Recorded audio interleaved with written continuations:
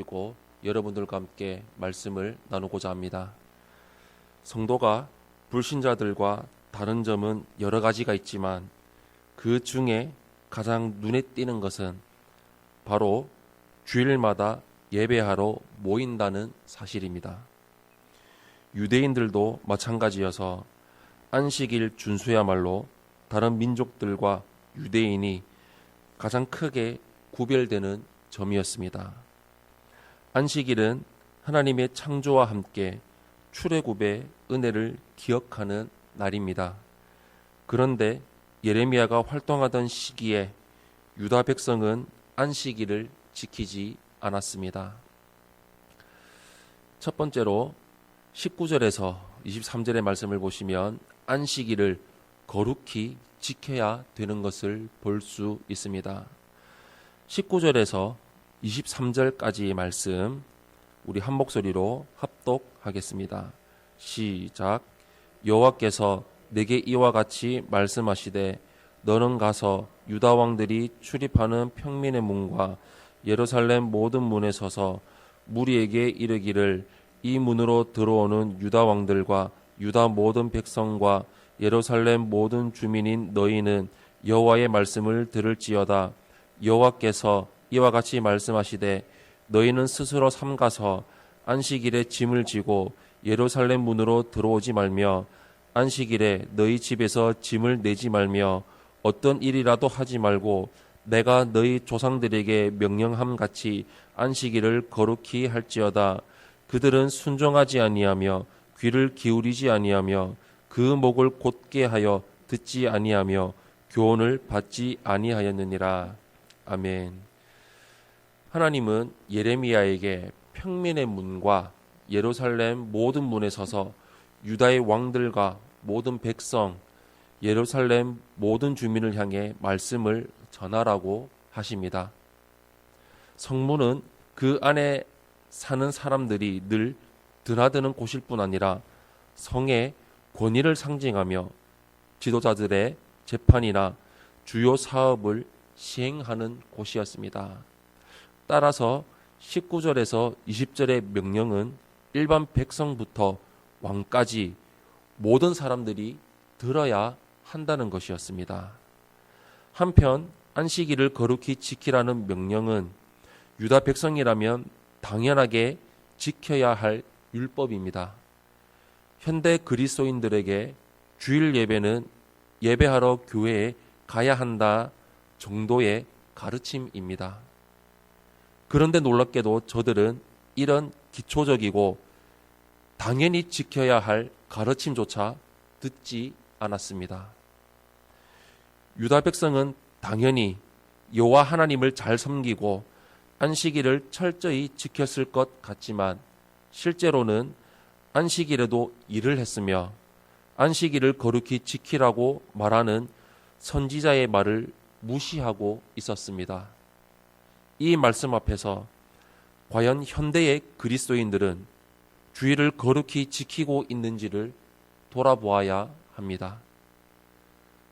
이전에는 너무나도 당연했던 주일 예배가 조금 힘들면 빠질 수 있는 것으로 여겨지는 현실은 어쩌면 예레미야 당시 유다 백성의 영적 상태와 비슷하다 할 수 있을 것입니다.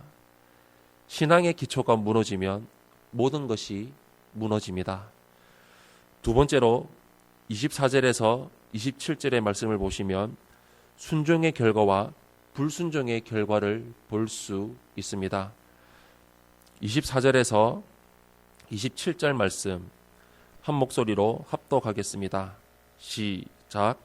여호와의 말씀이니라 너희가 만일 삼가 나를 순종하여 안식일에 짐을 지고 이 성문으로 들어오지 아니하며 안식일을 거룩히 하여 어떤 일이라도 하지 아니하면 다윗의 왕위에 앉아 있는 왕들과 고관들이 병거와 말을 타고 이 성문으로 들어오되 그들과 유다 모든 백성과 예루살렘 주민들이 함께 그리할 것이요 이 성은 영원히 있을 것이며 사람들이 유다 성읍들과 예루살렘에 둘린 곳들과 베냐민 땅과 평지와 산지와 내게로부터 와서 번제와 희생과 소제와 유향과 감사 제물을 여호와의 성전에 가져오려니와 그러나 만일 너희가 나를 순종하지 아니하고 안식일을 거룩되게 아니하여 안식일에 짐을 지고 예루살렘 문으로 들어오면 내가 성문에 불을 놓아 예루살렘 궁전을 삼키게 하리니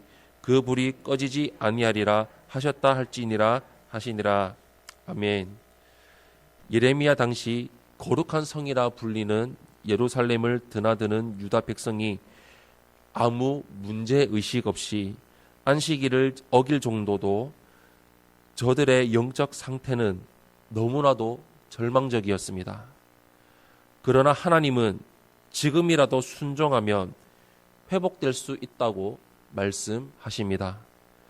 하나님은 안식일을 지키면 예루살렘 성이 영원히 보존될 것이며 다윗의 왕조를 잇는 왕과 고관들이 망하지 않고 영원히 그 성문을 드나들 것이라고 하십니다. 또한 주변 나라들이 성전에 제물을 바치기 위해 모여들 것입니다. 이는 유다 백성이 회개하고 안식일을 거룩하게 지키면, 즉 율법의 여러 규정 중 가장 기초적인 것이라도 지킨다면 다윗과 솔로몬 시대에 누렸던 영광이 회복되리라는 말씀입니다. 그러나 안식일을 거룩히 지키라는 명령에 순종하지 않는다면 하나님은 성문에 불을 놓아 태우실 것이요 궁궐까지 태우게 될 것입니다. 안식일에는 일을 해서는 안 된다는 아주 기초적인 말씀조차 지키지 않는 백성을 위해 예루살렘 성과 왕궁을 유지할 이유는 없다는 뜻입니다. 예레미야가 전하는 이 말씀에는 절망감이 배어 있습니다. 저들은 회개하지 않을 것이요 안식일을 어기는 일에 전혀 거리낌이 없음을 하나님도 예레미야도 잘 알고 있었습니다. 결국 율법의 가장 기본 규례조차 지키지 않던 유다 백성은 바벨론의 침공으로 인해 망할 수밖에 없었습니다. 사랑하는 성도 여러분, 어리석은 사람은 안식일에 일을 안 하는 것과 예루살렘 성문이 불타는 것이 무슨 관련이 있냐고 물으며 비웃을 것입니다. 그러나 이는 백성이 누린 모든 것이 하나님의 은혜로 주어진 것임을 깨닫지 못하기에 보이는 어리석은 태도입니다. 우리가 주일을 거룩히 지키지 않으면 하나님은 나머지 6일 동안 우리에게 주신 것을 빼앗으실 수도 있습니다. 우리는 하나님께 순종하고 있는지 반성해 보아야 합니다. 우리가 살아가는 목적, 하나님이 우리를 지으신 목적은 바로 하나님을 예배하도록 우리를 만드셨습니다.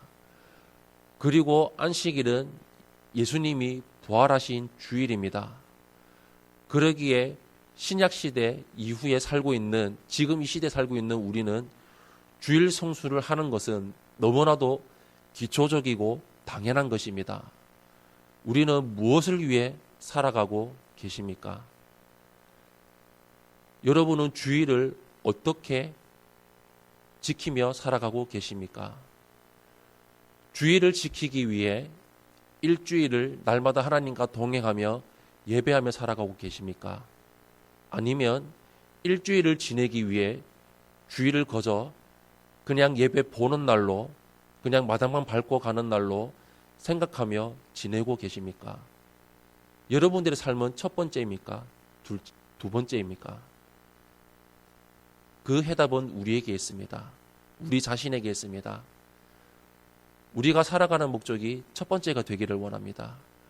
주일 성수하기 위해서, 하나님 아버지 앞에 온전한 예배 드리기 위해서 6일 동안 열심히 살며 내가 밟는 그곳에서, 내가 처한 그곳에서 하나님과 동행하며 하나님을 예배하며 일주일 동안 내게 베풀어 주신 그 하나님 은혜에 너무나 감사해서 그 감사함을 주일에 하나님 아버지 앞에 나와 찬양과 말씀을 들으며 기도로 감사의 제물을 올려드리며 온전한 주일 성수를 하며 살아가는 평생의 예배자로 살아가는 은혜가 가득하시기를 예수님 이름으로 축원합니다.